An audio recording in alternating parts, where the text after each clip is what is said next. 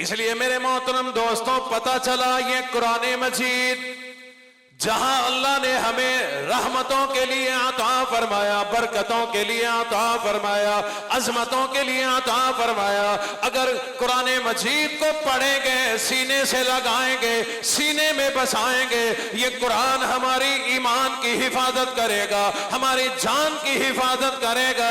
और मेरे मोहतरम दोस्तों, इसलिए हम आदत बनाए रोजाना कुरान मजीद की तिलावत किया करें। करे सो केड़ा केड़ा सारे बुजुर्ग भी करे सन। अगर बुजुर्ग करेंगे उनके बुढ़ापे की हिफाजत हो जाएगी। जवान करे सन है, जवान तो उम्र उससे बैठे। अगर जवान तिलावत करेंगे उनकी जवानी कीमती बन जाएगी। मेरी यही बात जाकर घर में अम्मा बहन बेटी को बता देना, अगर वो कुरान की तिलावत करेंगी, मेरा अल्लाह उनकी इज्जतों की भी हिफाजत फरमाएंगे, उनके कामकाज में भी अल्लाह बरकत अता फरमा देंगे। मेरे मोहतरम दोस्तों, हम लोग तिलावत नहीं करते, यही वजह कारोबार में बरकत कोई नहीं, तिलावत नहीं करते घर में, यही वजह हर घर में झगड़ा, हर घर में बड़ी परेशानी है। और जब मौलवी समझाए और लोगों कुरान पढ़ा करो, एक जवाब आता है, कारी साहब तुसा तो वेले हो, सादे कोल टाइम कह नहीं।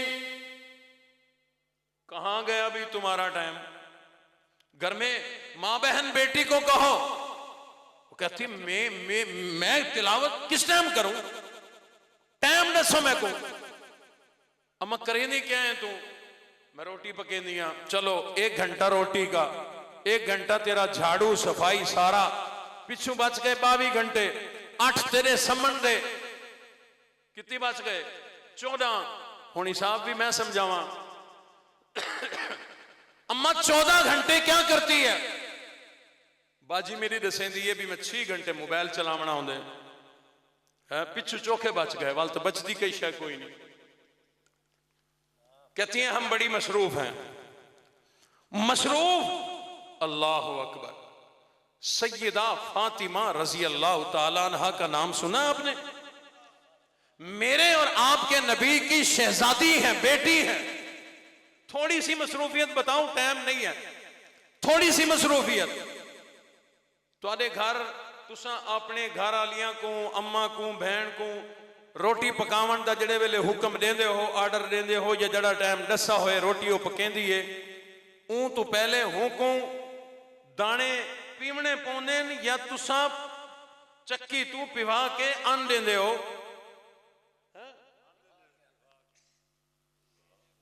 और मिर्चें पिसी हुई, मिसाला पिसा हुआ, हर चीज बनी बनाई और चाह के विच सटने अधीन असा बड़ी मसरूफ है।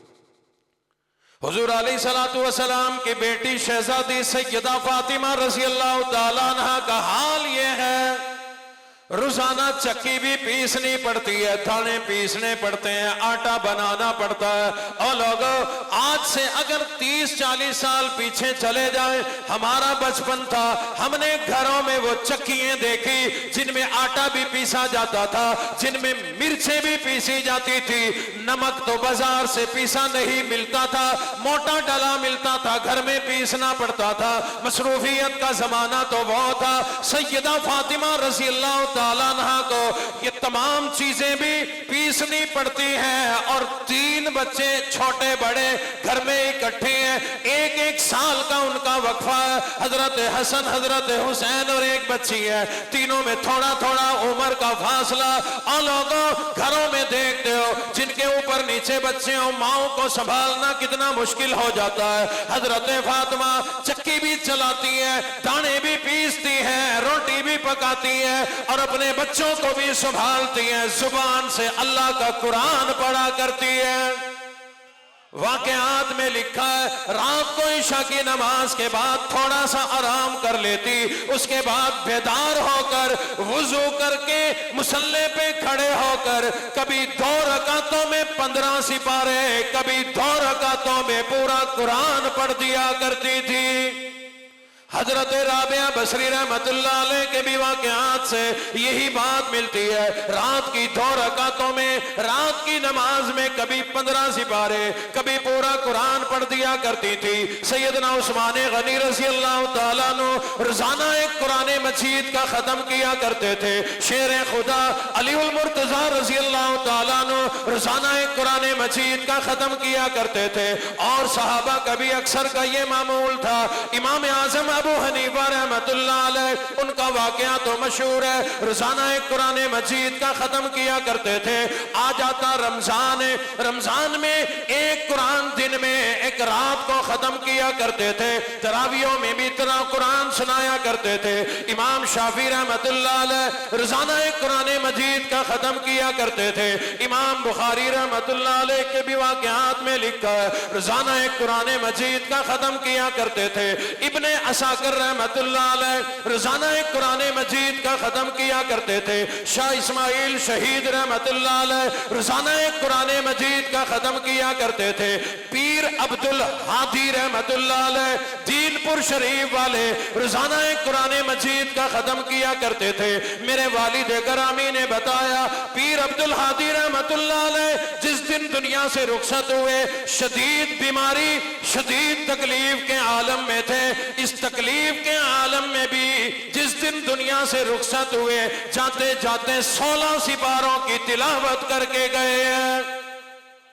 शेखुल हदीस मौलाना ज़करिया कांदली रहमतुल्लाह अलैह, उनके दादा भी दादी भी दोनों कुरान के हाफिज और हाफजा थे। रोजाना एक कुरान मजीद का खत्म किया करते थे। शेखुल हदीस मौलाना ज़करिया रहमतुल्लाह अलैह उनके वाक़यात में लिखा है, रमजानुल मुबारक में खास तौर पर रोजाना एक कुरान मजीद का खत्म किया करते थे।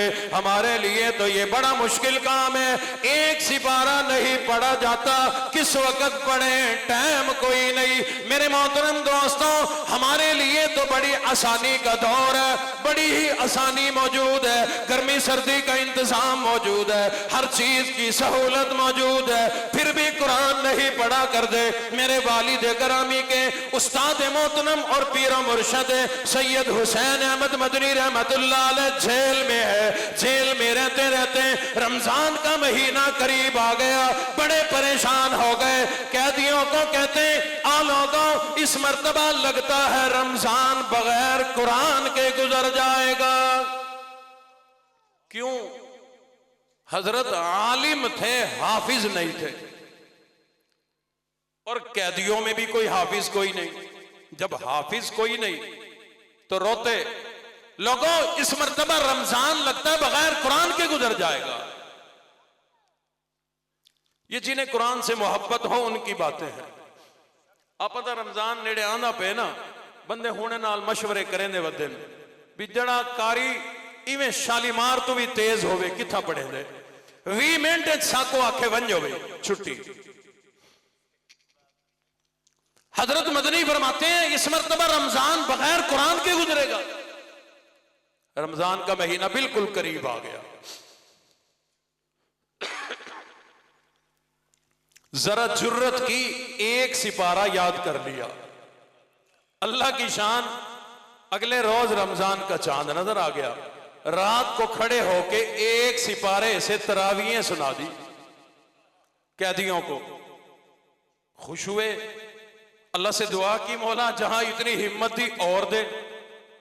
दूसरा दिन आया तो दूसरा सिपारा याद कर लिया, रात को तरावियों में सुना दिया। तीसरे दिन तीसरा सिपारा याद किया, रात को सुना दिया। यही सिलसिला चलता रहा, चलता रहा।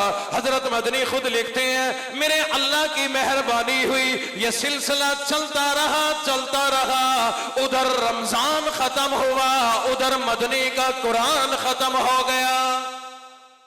हम लोग आसानियों में नहीं पढ़ा करते, लोग मुश्किलों में कुरान मजीद पढ़ा करते हैं। और मेरे मोहतरम दोस्तों, तुम्हें क्या बतलाऊं, मौलाना आजम तारिक शहीद रहमतुल्लाह अलैह 108 दिन जेल की काल कोठड़ी में रहकर बाहर आए। बड़ी मुश्किलों वाली वो जिंदगी थी, उनके 108 जो दिन गुजरे।